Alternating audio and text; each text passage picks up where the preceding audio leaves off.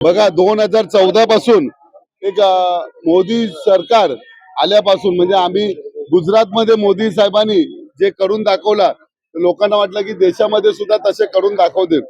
2014 ची इलेक्शन झाली, 2019 ची इलेक्शन झाली, 2024 ची इलेक्शन झाली.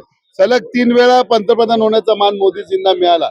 परंतु महागाई जैसे थे, लोक जैसे थे, लोकांच्या राहणीमानामध्ये बदल झाला नाही. फक्त पंतप्रधानांच्या राहणीमानामध्ये बदल झाला. त्यांच्या कपड्याचा खर्च वाढला, त्यांचा ट्रॅव्हलिंगचा खर्च वाढला, त्यांच्या सुखसोयी वाढल्या. परंतु जनता जिथे आहे तिथे त्याच्यापेक्षा खाली खाली चाललं. आणि आता तुम्ही बघता मागच्या 4 महिन्यापासून सातत्याने मोदींजींना विचारत होते सरकारला की आपल्याला युद्धाचा काय परिणाम होईल का. मोदीजी म्हणाले काही परिणाम होणार नाही, युद्ध कुठेही झालं तरी हिंदुस्थानाला काही फरक पडणार नाही. आणि जशा बंगाल आणि इतर राज्याच्या इलेक्शन संपल्या आणि मोदीजींनी आपला फणा काढायला सुरुवात केला. पेट्रोल वाढायला काय मर्यादा आहे की नाही. म्हणजे एक दिवस ऍड करून पेट्रोल वाढतंय, पेट्रोल वाढत नाही तो डिझेल वाढते, डिझेल नाही वाढत तर सीएनजी गॅस वाढतंय, सीएनजी गॅस नाही तर स्वयंपाकघरातला गॅस आणि पीएलजी गॅस यांची वाढ होते. या पेट्रोल डिझेलचा दरवाढीचा इफेक्ट भले त्या इंधनाची किंवा त्या गाड्यांची असला तरी त्याचा डायरेक्ट इफेक्ट हा सर्वसामान्य लोकांवरती पडत असतो.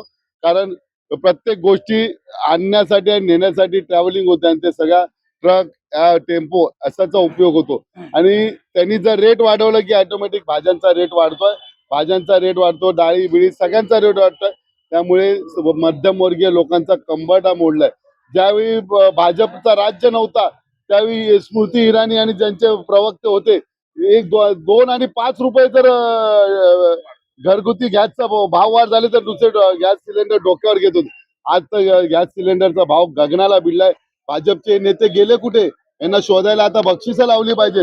हे फक्त आणि फक्त इलेक्शनला हे पैसा गोळा करायचा आणि इलेक्शनला वापरायचा ही त्यांनी रणनीती केली. आज तुम्ही बघताय प्रत्येक ठिकाणी करप्शन करत जात. या देशामध्ये जास्त करप्शन झालं असेल, करप्शन या मोदी सरकारच्या राज्यात झालेलं आहे. त्यामुळे आम्ही विनंती करतोय की आम्ही तुम्हाला चांगल्या भावनेने तुम्हाला पंतप्रधान 2014 साठी केलेला. आम्ही शिवसेना असू दे किंवा इतर सर्व जनतेने तुम्हाला की देशामध्ये काहीतरी वेगळी क्रांती घडेल, पण तो क्रांती न करता देश कुठेतरी देशोधडीला लागला. आज रुपयाची किंमत बाजारमध्ये काय आहे, 100 रुपयाच्या वरती गेली आहे रुपयाची किंमत. म्हणजे आपल्या देशाला डिमांड आंतरराष्ट्रीय स्तरावरती सुद्धा डिमांड कमी झालं.